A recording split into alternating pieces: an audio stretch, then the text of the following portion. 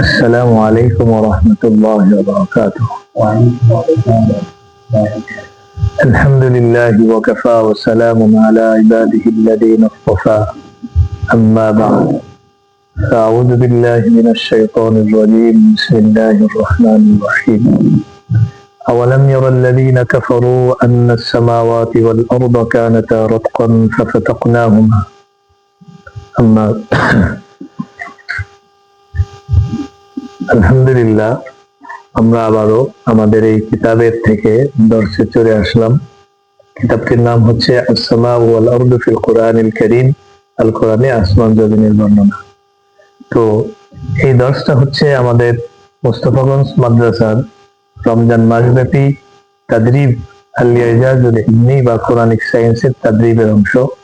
তো এখানে গতকাল আমরা এই দর্শের সূরাতুল আম্বিয়ার যে 30 নম্বর আয়াত তিলাওয়াত করলাম। এই আয়াতের অধীনে আমরা অনেকগুলো বিষয় আলোচনা করেছি। তার মধ্যে নজরিয়াতুল ইনফিজারিল কাবীর, বিগ ব্যাং ধারণা, তারপর হচ্ছে বিগ ক্রাঞ্চ, এরপরে হচ্ছে বিগ ক্রিপ মহাসংকোচন, এরপরে হচ্ছে মহাসম্প্রসারণ, এরপরে আবহাওয়ার, তারপরে হচ্ছে বায়ুমণ্ডল, অনেকগুলো বিষয় নিয়ে আমরা করেছি। আর একটা হলো সিএমবি, যেটাকে আমরা কি বলতে পারি, সিএমবির পূর্ণরূপ কি, কসমিক মাইক্রোওয়েভ ব্যাকগ্রাউন্ড। এই বিষয়গুলো নিয়ে আমরা আলোচনা করছি। তো আজকে আমরা নতুন এই আয়াতেরই অধীনে আরেকটি বিষয় আলোচনা করব, সেটা সবাই আপনারা পেয়েছেন। দেখেন, এখানে একটা শিরোনাম আছে, আল্লাহু ফাসসালা বা'দাস সামাওয়াতি ওয়াল আরদা মিন বা'দিন। আল্লাহু ফাসসালা বা'দাস সামাওয়াতি ওয়াল আরদা, আল্লাহ আসমান জমিনের একটাকে আরেকটা থেকে পৃথক করেছেন। বা'দাস সামাওয়াতি ওয়াল আরদা মিন বা'দিন, ফারাফা'আস সামাআ, আকাশকে তিনি উঁচুতে স্থাপন করেছেন। ওয়া আবকাল আরদা মাকানাহা, এবং জমিনকে তার স্থানে রেখে দিয়েছেন। তো এখান থেকে আমরা ইতিপূর্বে যে বিগ ব্যাং এর ধারণা নিয়ে আলোচনা করেছিলাম, সেখানে এই বিষয়টা ছিল যে কসমোলজি, আধুনিক সৃষ্টি তত্ত্বের ধারণা অনুযায়ী মহাবিশ্বটা সৃষ্টির সূচনা লগ্নে ছোট বিন্দু বস্তুর মধ্যে সীমাবদ্ধ ছিল। তো দেখেন, এই আয়াত এরপরে মহাবিস্ফোরণের মাধ্যমে এরপরে আস্তে আস্তে মহাবিশ্বটা প্রসারিত হতে শুরু করে। এটা হলো কসমোলজির বক্তব্য বা বিগ ব্যাং এর বক্তব্য। দেখেন, এখানে কোরআনুল কারীমের একটা বক্তব্য, ফাথুল কাদিরের 3 নম্বর খণ্ডের 506 নম্বর পৃষ্ঠা, যেটা মাকতাবা দারুল হাদিস থেকে চেপেছে, এর একটা বক্তব্য থেকে আমরা পাই, সেটা হলো আল্লাহু রাফা'আস সামাআ, আল্লাহ আকাশকে উঁচুতে স্থাপন করেছে। ওয়া আবকাল আরদা মাকানাহা, কিন্তু জমিনকে উঁচুতে উঠাননি, বরং জমিনকে তার স্থানেই রেখে দিয়েছে। দেখেন, এখান থেকে বোঝা যাচ্ছে বিচ্ছেদটা কিভাবে হয়েছে, বা পৃথকীকরণটা কিভাবে হয়েছে, বা সেপারেশনটা কিভাবে হয়েছে। এদিকে একটু খেয়াল করেন। একটা হলো, আপনারা দুইজন তালিবুল ইলম এখানে বসে আছেন, আমি বললাম যে আপনারা দুইজন পৃথক হয়ে যান। তা পৃথক হওয়ার দুইটা সুরত হতে পারে। একটা হলো যে আপনারা উভয়ের জায়গা থেকে এভাবে সরে গেলেন, তার মানে আপনারা দুইজন এভাবে পৃথক হয়ে গেলেন। আর একটা পৃথক হওয়ার বিষয়টা হলো, আপনি আপনার জায়গায় রয়ে গেলেন, আর একজন কি গেল, সরে গেল। তো এখানে এই ফাথুল কাদিরের বক্তব্য থেকে বিষয়টা এভাবেই বোঝা যাচ্ছে যে আসমান জমিনের মধ্যে জমিনের জায়গায় আছে, আসমানকে উঁচুতে স্থাপন করা হয়েছে, উত্তোলন করা হয়েছে। তো এর একটা সুবিধা হলো, আকাশ উঁচুতে স্থাপন করার কারণে মহাকাশীয় বস্তু সমূহের গতিবিধি, তাদের আবর্তন, তাদের প্রদক্ষিণ এবং পুরো মহাকাশ ব্যাপী তাদের যেই পরিচলন, ঘূর্ণন গতি, এর জন্য একটা মহাশূন্য, একটা বড় বিস্তৃত জায়গার প্রয়োজন হয়। সেই বড় বিস্তৃত জায়গার, এবং সেখানে তো আমাদের মানুষের কোনো বসবাস নেই, এবং সেটা বসবাস উপযোগী কোনো জায়গাও না, কোনো পরিবেশও না। এই জন্য সেটা আমাদের নাগালের বাইরে হলে তাতে কোনো অসুবিধা নেই। এই জন্য আকাশটা এত দূরে এবং আকাশের সীমানাটা আমাদের নাগালের বাইরে হওয়াতে কোনো অসুবিধা হয়নি। কিন্তু জমিনটা আমাদের নাগালের ভেতরে, আমাদের পায়ের নিচে সবসময় জমিন থাকে। আমরা সবসময় পৃথিবীতে বিচরণ করি, চলাফেরা করি, তারপরে ঘোরাফেরা করি। এভাবে করে জমিনকে নিজ স্থানে রাখার কারণে আমাদের বসবাসের জন্য এটা সুন্দর হয়েছে, উপযোগী হয়েছে। সালিহাতুন লিল আইশি সালিহাতুন লিল হায়াতি। জমিনটা হচ্ছে জীবন যাপনের জন্য উপযোগী একটা পরিবেশ। قوله تعالى أولم ير الذين كفروا أن السماوات والأرض كانتا رتقا ففتقناهما وجعلنا من الماء كل شيء حي أفلا يؤمنون। তো এই আয়াতটা তো আমরা পড়েছিলাম। দেখেন এখানে أولم ير الذين كفروا أن السماوات والأرض كانتا رتقا قال الأخفش إنما قال كانتا لأنهما صنفان أي جماعة السماوات والأرضين كما قال سبحانه وتعالى। তো এখান থেকে বক্তব্য থেকে বোঝা যাচ্ছে আসমান জমিন আলাদা আলাদা ভাবে উল্লেখ করেছেন এবং আসমান হচ্ছে একটা নও, জমিন হচ্ছে আরেকটা নও। সামনে এরকম একটা ইবারত আছে আল্লাহু জাআলা সামাওয়াতি নাওআন ওয়াল আরদিনা নাওআন।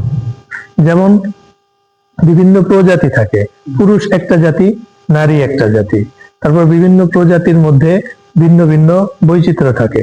তো আসমান হলো একটা প্রকার, একটা ক্যাটাগরি, জমিন হলো আরেকটা ক্যাটাগরি, আরেকটা প্রকার। আসমান, এই জন্য আসমানকে বলা হয় নবমণ্ডল, জমিনকে বলা হয় ভূমণ্ডল। আচ্ছা, এরপরে দেখেন কানাতা লিআন্নাহুমা, এটা গেল ইন্নাল্লাহা কামা ক্বালা সুবহানা ইন্নাল্লাহা ইউমসিকুস সামাওয়াতি ওয়াল আরদা আন তাজুলা। যে আল্লাহ আসমান এবং জমিনকে ইউমসিকু মানে ধরে রেখেছেন, ইউমসিকু মানে ধরে রেখেছেন।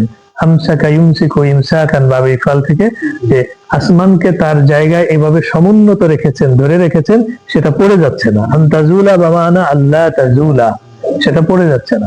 জমিনকেও তার জায়গায় রেখেছেন। সূরা ফাতির وقال الزجاج إنما قال كانتا لأنهما يعبر عن السماوات بلفظ واحد لأن السماوات كانت سماء واحدة وكذلك الأرضون। তাহলে আমরা এতক্ষণ পর্যন্ত যে বক্তব্য দিয়েছিলাম সেই বক্তব্যের সমর্থন আমরা এখানে তাফসীরুল ফাথুল কাদিরের থেকেও পেলাম, যে সকল আসমান সমূহ একটা আসমান ছিল, সকল জমিন সমূহ একটা জমিন ছিল।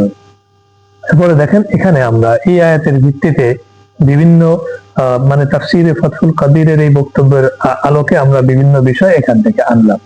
এক নম্বর বিষয় তারতিবুল কাউন, মহাবিশ্বের ধারাবাহিকতা, মহাবিশ্বের সুন্দর ব্যবস্থাপনা, এটাকে কি বলে? তারতিবুল কাউন। ওয়া আসবাবু ইনফিসালিস সামাই আনিল আরদি, এবং আসমান থেকে জমিন আর আসমান পৃথক হয়ে গেল, পৃথক হওয়ার কারণ এখান থেকে আমরা পেলাম। দেখেন আমরা কিন্তু এই ধরনের বক্তব্যগুলো আগের দর্শে অনেক বিস্তারিত ভাবে কি করেছি, আলোচনা করেছি। কিন্তু আমি এখানে বলা উদ্দেশ্য যে বিভিন্ন তাফসীরের কিতাবে দেখেন ভিন্ন ভিন্ন ইবারতে আসে এবং প্রত্যেকটা বক্তব্য থেকে নতুন কিছু তথ্য পাওয়া যায়। তো এখানেও আমরা নতুন কিছু তথ্য পাবো এবং সেটা আমরা সংক্ষেপে বলবো, খুব বেশি না। প্রথমটা হলো যে তারতিবুল কাউন নিয়ে যদি আমরা বলি, যে মহাবিশ্বের ব্যবস্থাপনা, তো মহাবিশ্বের ব্যবস্থাপনার কথা এই আয়াত থেকে কিভাবে ইঙ্গিত পাওয়া যায়? আমরা আগেও বলেছি যে মহাবিশ্বের সুন্দর ব্যবস্থাপনার জন্য সবকিছুকে একসাথে না রেখে বিভিন্ন স্তরে বিভক্ত করেছেন। সেই স্তরের কথা বলেছিলাম না আমরা, যে বায়ুমণ্ডলের স্তর আছে, আকাশে 7টা স্তর আছে, জমিনের স্তর আছে। আর একটা ব্যবস্থাপনা, নতুন একটা বিষয় আমার জেনে আসলো, সেটা আমি বলি। দেখেন একজন বিজ্ঞানী, ওনার নাম হলো স্যার আইজাক নিউটন, উনি নিউটন নামে পরিচিত। উনি বলেন যে মহাকাশের প্রতিটি বস্তু একে অপরের মধ্যে একটা আকর্ষণ বল কাজ করে, সেটাকে বলা হয় মহাকর্ষীয় বল, যেটাকে আমরা গ্র্যাভিটেশনাল ফোর্স বলি, আর আরবিতে সেটাকে বলা হয় আল জাযিবিয়া, মহাকর্ষীয় বল। তো এই মহাকর্ষীয় বল যদি না থাকতো, তাহলে এই মহাকাশের যে বস্তু সমূহ আছে এবং গ্যালাক্সি সমূহ আছে, এই গ্যালাক্সি সমূহ একটা গুচ্ছ আকারে থাকতো না। গুচ্ছ আকারে থাকার একটা বলি, একটা পরিবারের একে অপরের প্রতি যদি মনের টান না থাকে, ভালোবাসা না থাকে, তাহলে সেই পরিবারের মানুষ একসাথে এক হাড়িতে থাকতে পারে না। যখন একাধিক ভাই বিবাহ করে, অনেক পরিবার হয়, অনেক বউ আসে, তখন এই বউদের মধ্যে কি হয় না, বনিবনাত হয় না, তখন তারা পরস্পর থেকে পরিবারগুলো আলাদা হতে শুরু করে। এটা তো নিজাম, পৃথিবীর কি নিজাম।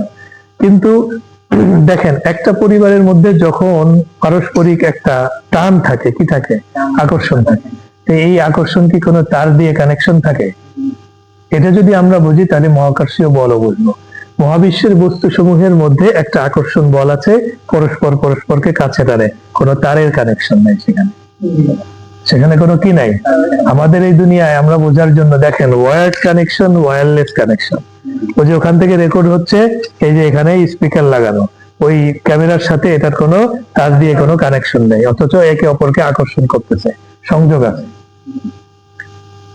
এটা যদি আমাদের সামনে এই নজির না থাকতো, আমরা অনেক সময় পদার্থবিজ্ঞানের বিষয়গুলো বুঝতে পারি না, যে তখন আমরা বলতাম এই মহাকর্ষীয় বল কিভাবে কাজ করে।